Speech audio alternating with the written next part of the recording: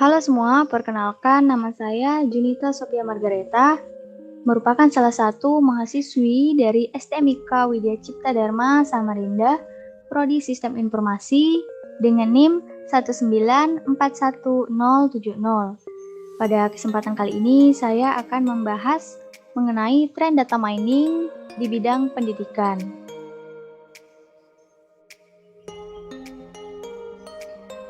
Pada pembahasan kali ini ada 4 topik. Topik yang pertama berisi mengenai pengertian data mining, fungsi data mining, metode data mining. Lalu topik yang kedua yaitu educational data mining atau IMD. Lalu topik yang ketiga merupakan contoh penerapan data mining di beberapa sektor. Lalu yang keempat, kesimpulan. Data mining adalah suatu proses pengambilan data, penggalian data, atau pengumpulan informasi penting dalam sebuah big data. Proses data mining seringkali menggunakan metode statistika, matematika, hingga memanfaatkan teknologi kecerdasan buatan. Fungsi data mining.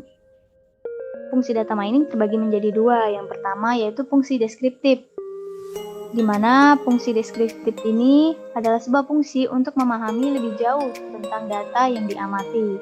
Dengan melakukan sebuah proses, diharap bisa mengetahui perilaku dari sebuah data tersebut. Data tersebut itulah yang nantinya dapat digunakan untuk mengetahui karakteristik dari data yang dimaksud. Dengan menggunakan fungsi deskriptif, maka nantinya bisa menemukan pola tertentu yang tersembunyi dalam sebuah data. Dengan kata lain, jika pola yang berulang dan bernilai, itulah karakteristik sebuah data bisa diketahui. Lalu yang kedua, fungsi prediktif. Fungsi prediktif merupakan sebuah fungsi bagaimana sebuah proses nantinya akan menemukan pola tertentu dari suatu data. Pola-pola tersebut dapat diketahui dari berbagai variabel-variabel yang ada pada data. Ketika sudah menemukan pola, maka pola yang didapat tersebut bisa digunakan untuk memprediksi variabel lain yang belum diketahui nilainya ataupun jenisnya. Karena itulah fungsi satu ini dikatakan sebagai fungsi prediksi, sama halnya dengan melakukan predictive analysis. Fungsi ini juga bisa digunakan untuk memprediksi suatu variabel tertentu yang tidak ada dalam suatu data. Sehingga fungsi ini memudahkan dan menguntungkan bagi siapapun yang memerlukan prediksi yang akurat untuk membuat hal penting tersebut menjadi lebih baik. Lalu ada metode data mining. Yang pertama yakni proses pengambilan data. Bagaimana proses pengambilan data? Dengan KDD atau Knowledge Data Discovery tersebut itulah kita dapat melakukan proses pengambilan data, di mana dalam proses KDD tersebut termasuk melakukan pembersihan data, integrasi data, seleksi data, transformasi, penambangan data, evaluasi pola, dan presentasi pengetahuan.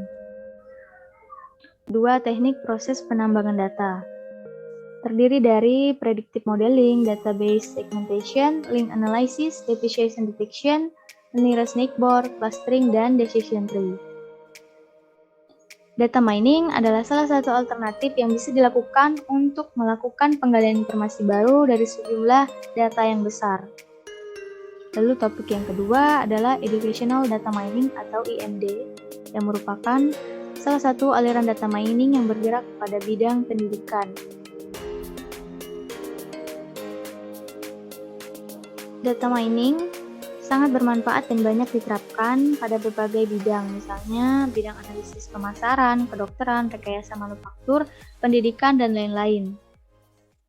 Data mining dapat diaplikasikan pada bidang lembaga atau institusi pendidikan dan sering disebut juga dengan Educational Data Mining atau EMD, yaitu sebuah pengembangan metode dengan mengeksplorasi jenis tipe data pendidikan yang bersifat unik yang bertujuan untuk mempelajari dalam memahami kinerja siswa dan pengaturan lingkungan di tempat siswa belajar. Educational data mining dapat diterapkan dengan banyak metode seperti menggunakan teknik pohon keputusan, jaringan syaraf tiruan, NBC, dan lain-lain. Pada penelitian bidang pendidikan telah dilakukan oleh Budd, Dean, dan El-Arabi dalam menganalisis prediksi kualitas prestasi siswa dengan menggunakan algoritma pohon keputusan ID3. Adapun outputnya adalah menghasilkan model yang dapat digunakan untuk memprediksi nilai akhir dari siswa. IDM digunakan dengan tujuan untuk memanfaatkan data internal assessment dari masing-masing siswa sekolah dan melakukan prediksi terhadap hasil ujian akhir nasional siswa tersebut. Pemanfaatan IDM banyak dilakukan dengan menggunakan algoritma, diantaranya decision tree, NBC, neural network, dan lain-lain. Menghasilkan NBC dan decision tree sebagai algoritma dengan nilai akurasi yang paling baik, sehingga diputuskan untuk melakukan perbandingan dengan kedua algoritma tersebut dan memilih hasil yang paling baik. Lalu topik yang ketiga adalah contoh penerapan data mining di beberapa sektor. Yang pertama, market analysis dan manajemen. Dalam sektor pemasaran, biasanya data mining digunakan untuk pemasaran target, manajemen hubungan pelanggan atau CRM, analisis pasar, cross-selling, dan segmentasi pasar. Lalu yang kedua adalah corporate analysis dan risk management. Penerapan data mining dalam sektor perusahaan biasanya digunakan untuk prediksi, retensi pelanggan, underwriting yang lebih baik, kontrol kualitas, dan analisis kompetitif. Tiga adalah fraud detection dan mining unusual patterns. Data mining juga berfungsi untuk mencari dan mendeteksi fraud pada sebuah sistem. Dengan menggunakan data mining, maka akan bisa melihat dari jutaan transaksi yang masuk. Kesimpulan. Data mining adalah suatu proses pengambilan data, penggalian data, atau pengumpulan informasi penting dalam sebuah big data. Juga merupakan satu alternatif yang bisa dilakukan untuk melakukan panggilan informasi baru dari sejumlah data yang besar.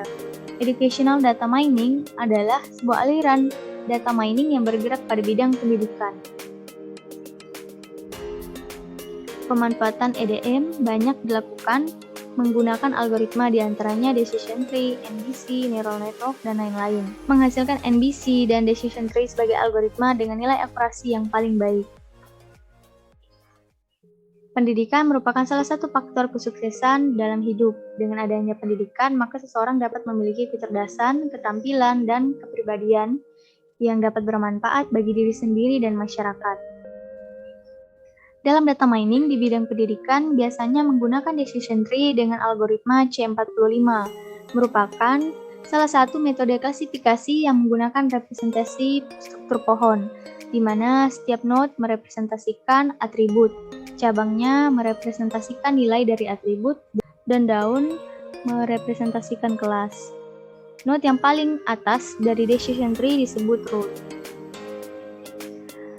Menurut saya, dengan adanya data mining dapat mempermudah kita untuk memproses data yang berukuran besar.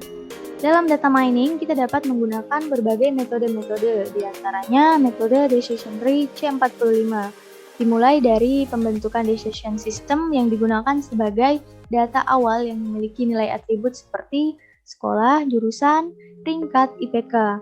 Selanjutnya, menghitung nilai dari entropi dari masing-masing atribut. Menghitung nilai gain tertinggi yang digunakan menjadi node. Setelah menghitung, kita dapat menentukan keputusan dari hasil proses decision tree yang dengan menggunakan algoritma if-then dimulai dari akar tertinggi atau akar terendah di mana akan menghasilkan 7 buah pola aturan yang dapat memprediksi hasil belajar mahasiswa. Apakah mahasiswa tersebut sangat baik, dan kurang baik. Sekian presentasi dari saya mengenai tren data mining di bidang pendidikan. Atas perhatiannya, saya ucapkan terima kasih.